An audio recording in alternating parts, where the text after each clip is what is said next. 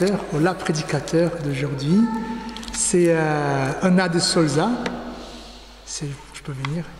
Anna, c'est une amie à moi, amie de ma famille, donc qui est stagiaire à la fac de Montpellier, de l'église réformée au Nid. Donc l'année prochaine, tu seras en stage à Nîmes. Voilà.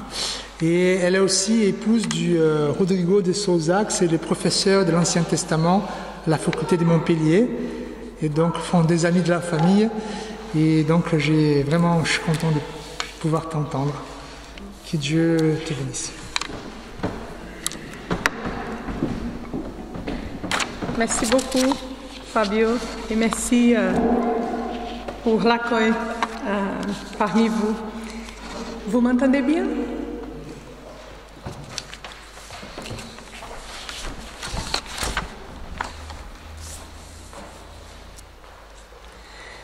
Nous prions Dieu avant de lire les Écritures, afin qu'elles deviennent pour nous paroles de vie. Prions.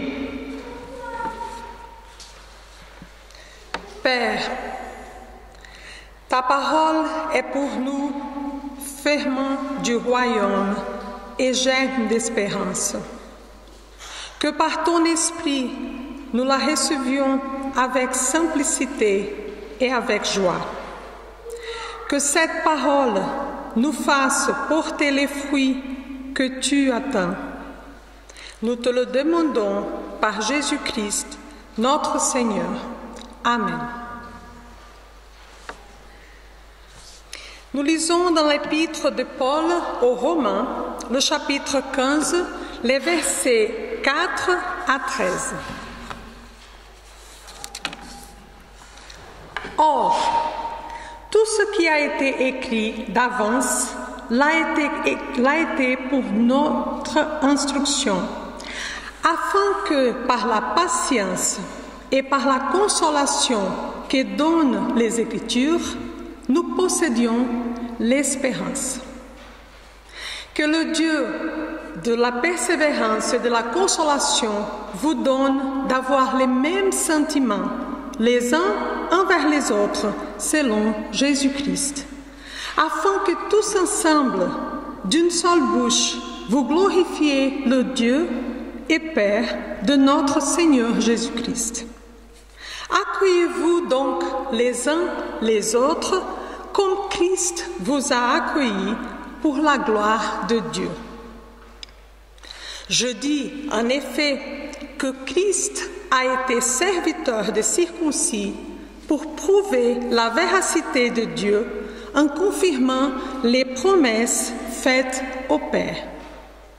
Tandis que les païens glorifient Dieu à cause de sa miséricorde, selon qu'il est écrit, « C'est pourquoi je te loue parmi les nations, et je chanterai à la gloire de ton nom. » Il est dit encore, « Nations, réjouissez-vous avec son peuple. » Et encore, « Louez le Seigneur, vous toutes les nations, célébrez-le, vous tous les peuples. » Ésaïe dit aussi, « Il sortira d'Ésaïe un rejeton qui se lèvera pour régner sur les nations. Les nations espéreront en lui. » Que le Dieu de l'espérance vous remplisse de toute joie et de toute paix dans la foi, pour que vous abondiez en espérance par la puissance du Saint-Esprit. Amen. Et nous chantons « Cherchez d'abord le royaume de Dieu ». C'est le numéro 181.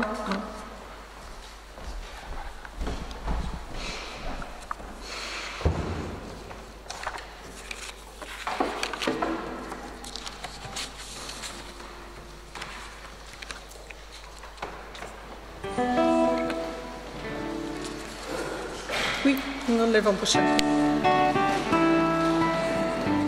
De la rédaction de cette lettre est la situation qui entrevait l'unité parmi les croyants du 1er siècle à Rome. La communauté chrétienne à Rome n'a pas été fondée par Paul, mais il lui écrit parce qu'il veut la visiter. En fait, il cherchait une base pour sa mission en Espagne et Rome lui semblait le lieu idéal. Avec sa demande d'accueil, il expose son évangile pour que la communauté puisse comprendre dans quelle cause elle s'engage. Son message apporte aussi plusieurs implications pratiques pour leur vie commune. Dans le premier chapitre qui précède notre passage, Paul aborde les querelles sur les lois alimentaires et l'observance du Shabbat, des points de discorde importants entre juifs et non-juifs. Mais cela ne surprend guère, étant donné les défis auxquels la communauté était confrontée dès ses débuts avec les premiers chrétiens arrivés de Jérusalem. Ils avaient déjà connu des troubles concernant la messianité du Christ. À la suite de l'intervention des autorités, leurs dirigeants avaient dû quitter la ville. Bien qu'ils soient revenus plus tard, la communauté avait considérablement changé. Elle s'était dissociée des synagogues juives pour former une communauté clandestine, se rassemblant désormais dans des maisons. En ce temps d'incertitude sociale, il est normal que les désaccords internes au sein de la communauté soient exacerbés. Paul les interprète comme un manque d'accueil mutuel.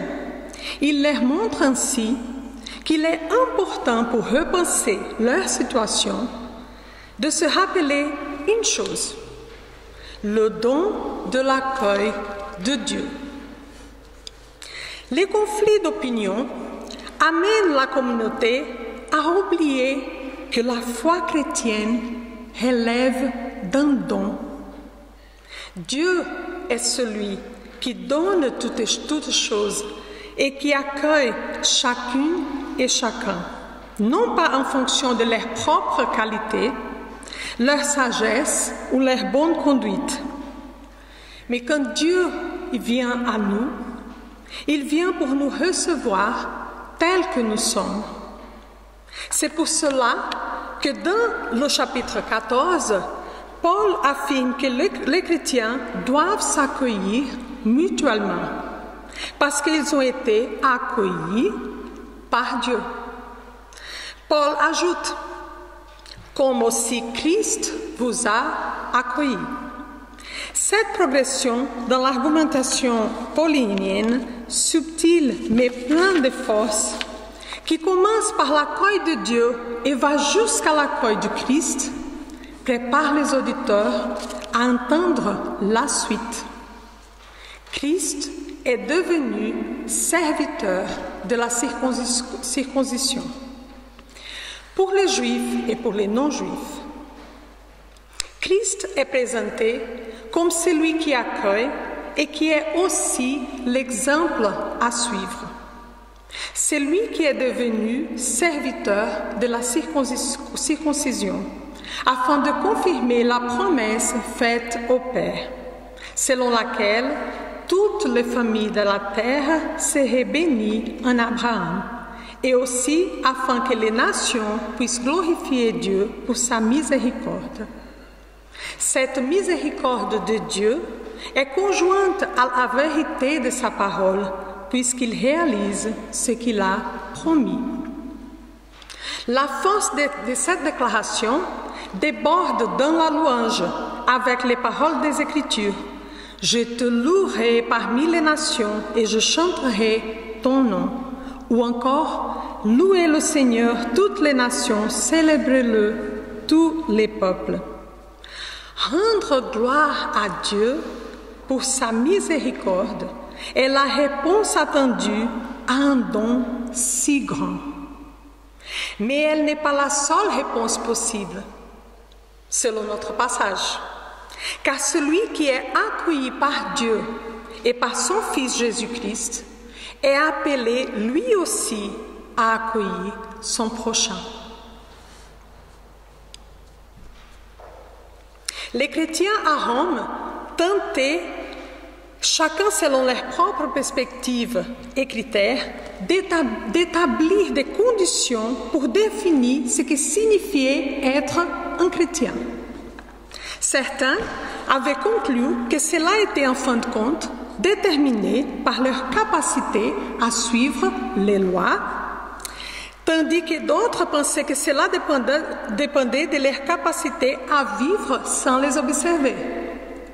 Et c'est là que le message de l'apôtre Paul vient renverser leur raisonnement, car il affirme que Dieu manifeste sa gloire à tous, juifs et non-juifs, faisant des êtres humains des participants de sa gloire, non en raison de leur propre qualité, mais parce qu'ils sont tous les récipients de la miséricorde divine. Or, celui qui place sa confiance en Dieu vit de ce don. Dans cet accueil, tout est donné: la persévérance, la consolation, l'espérance et même la joie et la paix pour se confier à Dieu. Si telle est la réalité pour chaque chrétien individuellement, elle ne diffère pas sur le plan collectif, vu qu'ils sont tous membres d'un même corps. Dieu est la source et l'agent de la persévérance, de la consolation et de l'espérance. Et c'est lui aussi qui donne à la communauté un sentiment commun selon Jésus-Christ. La communion entre frères et sœurs est donc un don de Dieu. Cette unité ne veut pas dire penser la même chose, ni abolir toute différence, mais tous sont appelés à vivre la vie chrétienne en harmonie, sans jugement et dans l'accueil les uns des autres. Réfléchir à cette réalité de nos divisions et conflits, c'est réfléchir à notre condition humaine. Parfois, nous avons tendance à oublier qu'après tout, nous ne sommes que des humains. Ici, Paul s'adresse à l'humain dans son être le plus intime, là où il désire non pas être uni à Dieu, mais prendre sa place. Le témoignage de l'apôtre Paul vient nous rappeler notre humanité dans nos relations. Nous sommes aimés de Dieu, certes, mais cela ne fait pas de nous des dieux, même pas des demi-dieux, et alors nous sommes confrontés à notre finitude. Cette condition n'était pas spécifique aux chrétiens qui faisaient partie de la communauté à Rome, mais elle traverse les frontières du temps. Et voici, aujourd'hui, nous nous interrogeons, et parfois même dans l'angoisse, face à cette condition humaine qui se manifeste dans nos relations. Quelle peut être une parole de Dieu pour nous, ici et maintenant, à travers le témoignage de l'apôtre? Comment ce texte, qui parle des réalités à la fois si lointaines et tellement proches, peut-il nous inspirer dans notre parcours commun de foi? L'apôtre ne propose pas une formule à appliquer pour résoudre leur débat. Il ne semble pas non plus vouloir les contraindre à adopter le même sentiment par la force. Personne ne peut véritablement accueillir un autre sans que cela soit donné par Dieu et sans que cela ne vienne pas du cœur. Et finalement, là est la question.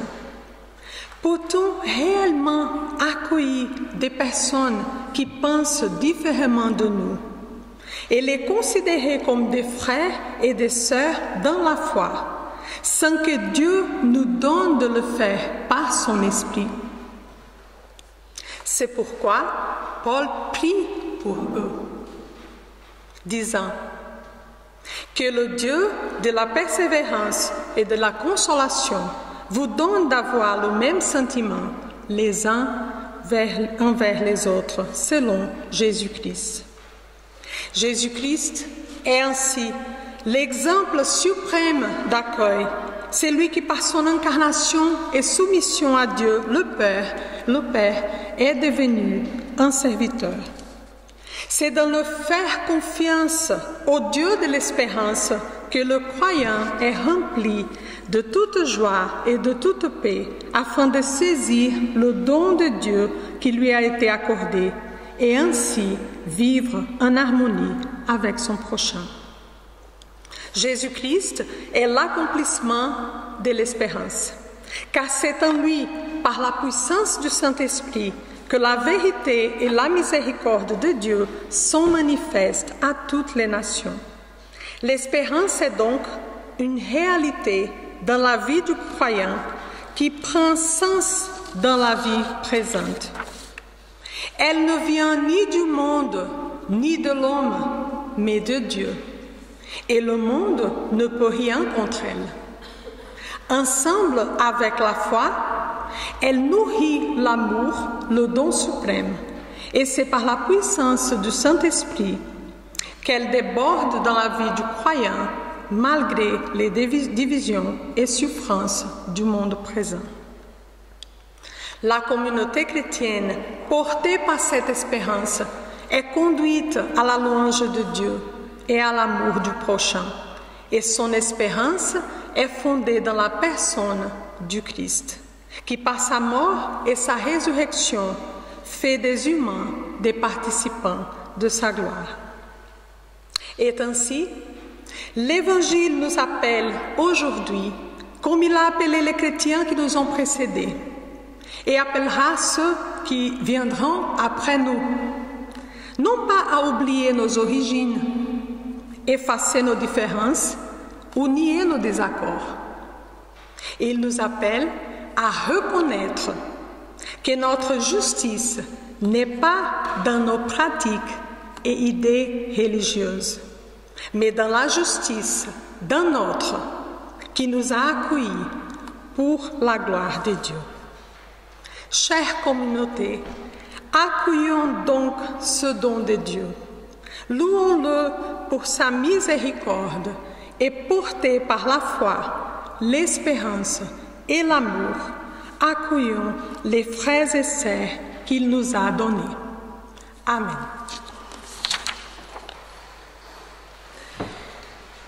Que le Dieu de l'espérance vous remplisse de toute joie et de toute paix dans la foi, pour que vous abondiez en espérance par la puissance du Saint-Esprit. Et que la grâce de notre Seigneur Jésus-Christ, l'amour de Dieu notre Père et la communion du Saint-Esprit soient avec vous aujourd'hui et pour toujours. Amen. Et nous chantons